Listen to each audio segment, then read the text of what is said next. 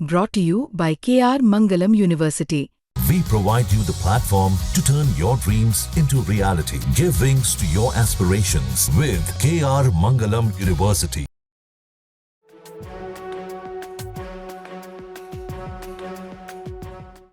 नमस्कार, मैं हूं आपका दोस्त विजय विद्रोही।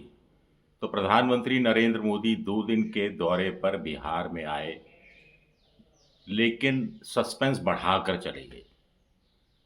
इस दौरे में 3-4 खास बातें हुई जो पहले के दौरों में नहीं हुआ करती थी। पहली बड़ी बात हुई कि नीतीश कुमार क्या अचानक से चुस्त हो गए हैं, दुरुस्त हो गए हैं, ठीक हो गए हैं। क्योंकि लंबे समय बाद पहली बार हुआ जब नीतीश कुमार ने अपने भाषण में इस बात का जिक्र नहीं किया कि यहीं रहेंगे, बाकी का पॉलिटिकल करियर अब यहीं है, उस तरफ नहीं जाएंगे, गलती हो गई थी लालू के साथ जाकर। इस तरह की कोई बात नहीं कही। दूसरी बात है, अब उनकी ज़ुबान फिसली या दिल की बात ज़ुबान पर आ गई। उन्होंने कहा कि प्रधानमंत्री श्रद्धेय अटल बिहारी। फिर वाजपेयी भी कुछ बोलना चाह रहे थे, फिर कहा कि ओ सॉरी गलती हो गई, प्रधानमंत्री नरेंद्र मोदी जी, वाजपेयी जी पहले प्रधानमंत्री। तीसरी बात हुई कि इस दौरे पर पूरी उम्मीद की जा रही थी कि प्रधानमंत्री नरेंद्र मोदी साफ साफ या फिर अस्पष्ट इशारा ही कर देंगे कि चुनाव नीतीश कुमार के नेतृत्व में लड़ा जाएगा, सीट शेयरिंग को लेकर कोई प्रॉब्लम नहीं है, और चुनाव अगर गठबंधन जीता, एनडीए जीता, तो मुख्यमंत्री नीतीश कुमार ही रहेंगे। लेकिन उन्होंने इशारा तक नहीं किया। ऑपरेशन सिंदूर का गाना गाते रहे। बिहार को केंद्र की तरफ से कितनी मदद मिल चुकी है, कितनी लाख करोड़ रुपए की, इसका हवाला देते रहे। नीतीश कुमार के कामकाज पर बहुत ज़्यादा टिप्पणी नहीं की या खुलकर तारीफ नहीं की। आपको ध्यान होगा कि कुछ समय पहले मोदी जी का बिहार दौरा हुआ था, तो एक जगह उन्होंने लाडले मुख्यमंत्री नीतीश कुमार कहा था, एक जगह और दूसरे ढंग से संबोधित किया था। लेकिन इस बार ऐसा कुछ देखने को मिला नहीं। नीतीश जी ने हालांकि अपनी तरफ से कोई कसर नहीं छोड़ी। उन्होंने जनता से कहा कि उठ जाइए और नरेंद्र मोदी जी को सलाम कीजिए। आपको ध्यान होगी नीतीश कुमार दिल्ली गए थे, नीति आयोग की बैठक में भाग नहीं लिया था, एनडीए के मुख्यमंत्रियों की बैठक से भी उठकर चल दिए थे, बहुत कम समय बैठक में रुके थे। और तब उनका एक फ़ोटो वायरल हुई थी जिसमें वो नरेंद्र मोदी के साथ किसी मामले में उलझते हुए या जोर देते हुए या ऐसी कुछ बात कह रहे हैं जिसका जवाब वो चाह रहे हैं कि प्रधानमंत्री तत्काल इसका जवाब दे, और प्रधानमंत्री जवाब देने से बचते हुए दिखाई दे रहे हैं। वो वीडियो पिक्चर वायरल हुई थी जिसमें साउंड नहीं था, तो कुछ पता नहीं लगा कि किस मुद्दे पर बात हो रही थी। मोटे तौर पर नीतीश कुमार क्या चाहते हैं? नीतीश चाहते हैं कि बहुत हो गया, अब आप सीट शेयरिंग तय कर दीजिए, मुख्यमंत्री के चेहरे के रूप में उनका नाम की साफ साफ घोषणा कर दीजिए। लेकिन बीजेपी में तो एनडीए में सीट शेयरिंग की बात तो अभी बिल्कुल हो ही नहीं रही, क्योंकि नीतीश वही कुछ कुछ लोग कह रहे हैं 122 सीटें जो पिछली बार लड़ी थी, नीतीश ने 122 लड़ी थी, 122 सीटें नीतीश को दी गई थी। 115 पर नीतीश लड़े और अपने हिस्से की 7 सीटें उन्होंने जीतन राम मांझी को दे दी थी। बच गई 121 सीटें वो बीजेपी के खाते में आई थी, जिसमें से उन्होंने 11 सीटें मुकेश सहनी की पार्टी को दे दी थी, और 105 सीटों पर बीजेपी ने चुनाव लड़ा था। 16 सीटें दे दी 115 और 110, शायद, हाँ 110, 11 सीटें दे दी थी। इस बार भी नीतीश कह रहे हैं कि 122 से एक सीट कम नहीं लेंगे। कुछ समय पहले चिराग पासवान मिलने गए नीतीश कुमार से, जिन्होंने नीतीश की पिछली बार लुटिया डुबो दी थी।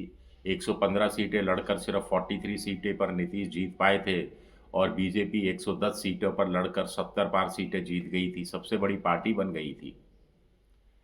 तो चिराग पासवान कुछ दिन पहले नीतीश से मिलते हैं, सीट शेयरिंग पर बात होती है, कुछ सीटों पर मामला पूरी तरह से अटक जाता है और फाइनली कोई बात सामने नहीं आती है। चिराग पासवान आज मंच पर थे, कितना बोले नहीं बोले क्या बोले ये पता नहीं, लेकिन उनकी पार्टी के ही एक प्रवक्ता हैं और चिराग पासवान के दूर के रिश्तेदार शायद लगते हैं, भारती जी ने कहा कि चिराग पासवान अपनी बड़ी भूमिका देख रहे हैं बिहार चुनाव में, बिहार में उनकी बड़ी महत्वपूर्ण भूमिका होने वाली है। जब उनसे पूछा गया कि क्या मुख्यमंत्री पद के दावेदार भी चिराग पासवान होंगे, तो भारती जी का कहना था कि देखिए, चुनाव तो प्रधानमंत्री नरेंद्र मोदी और मुख्यमंत्री नीतीश कुमार के नेतृत्व में लड़ा जाएगा, उसके बाद देखा जाएगा। लेकिन जो भी होगा उसमें चिराग पासवान की भूमिका इम्पॉर्टेंट होगी। चिराग पासवान कल चिराग हाजीपुर में थे, उनसे यही सवाल पत्रकारों ने पूछा कि क्या आप विधानसभा चुनाव लड़ेंगे, तो उन्होंने कहा कि पार्टी इस पर फैसला करे। अरे पार्टी आपकी है, जेबी पार्टी आप तय करेंगे या पार्टी आपके लिए तय करेगी? पार्टी तय करेगी, पार्टी सर्वे करवा रही है, देख रही है, तो कहीं ना कहीं बीजेपी पर दबाव डालने की नीति है। नीतीश भी अपनी तरीके से दबाव डाल रहे हैं। उनके पार्टी के जो जनता दल यूनाइटेड के एक महासचिव हैं गुलाम रसूल, उनको प्रधानमंत्री के बिहार दौरे से ठीक पहले नीतीश कुमार ने अल्पसंख्यक आयोग का अध्यक्ष नियुक्त कर दिया। ये वही शख्स हैं जिन्होंने वक्फ बिल को लेकर मोदी जी की घोर आलोचना की थी, बिल को निंदनीय बताया था और तब नीतीश कुमार को भी अपने लपेटे में लिया था। तो कुल मिलाकर अब क्या हो रहा है, बीजेपी हिंदू मुसलमान करके चुनाव जीतना चाहती है।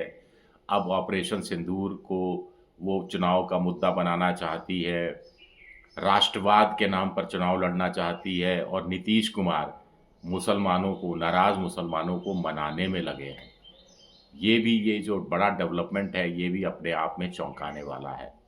हालांकि कुछ लोग कह रहे हैं कि बिहार पॉलिटिकली बड़ा रिच स्टेट है। मेरा भी बहुत बार बिहार जाना हुआ, बहुत चुनाव में मैं लोकसभा विधानसभा चुनाव मैंने कवर किए हैं।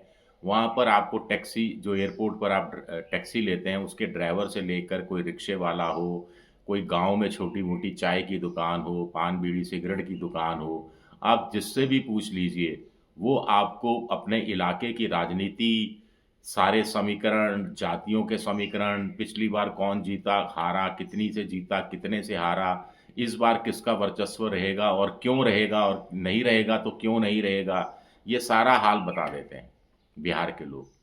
तो ऐसी जगह ऑपरेशन सिंदूर चल नहीं सकता। कुछ जगह तो ऑपरेशन सिंदूर का बिहार की जनता दूसरे तरीके से उसका बात करने लगी है।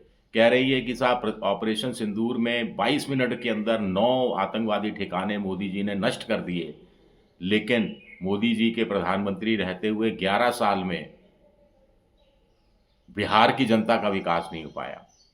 कुछ लोगों ने तुलना की कि जो पाकिस्तान से जो मिसाइल दागे गए, ड्रोन दागे गए, वो आसमान में ही फट गए और उनके टुकड़े हो गए, चिथड़े चिथड़े हो गए।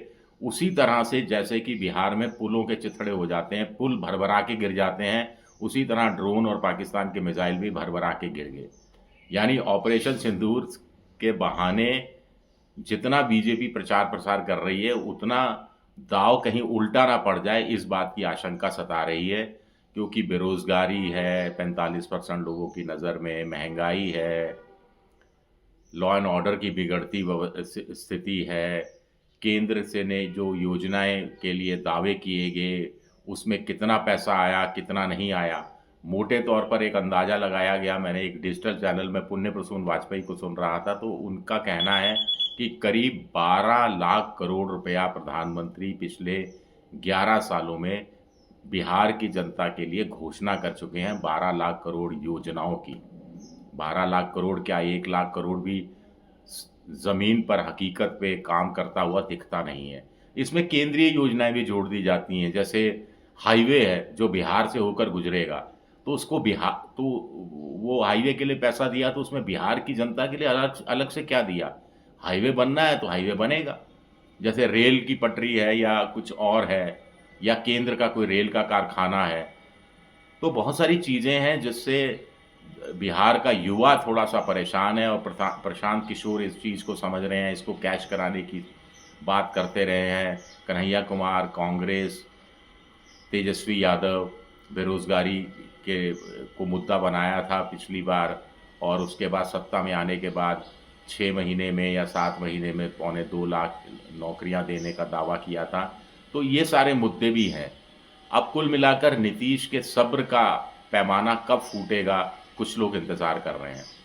कुछ लोग कह रहे हैं कि बीजेपी को पता है कि नीतीश कहीं जाने वाले नहीं है और बीजेपी किसी कीमत पर नीतीश को छोड़ने वाली नहीं है, इसीलिए ये याराना ऐसा ही चलता रहेगा।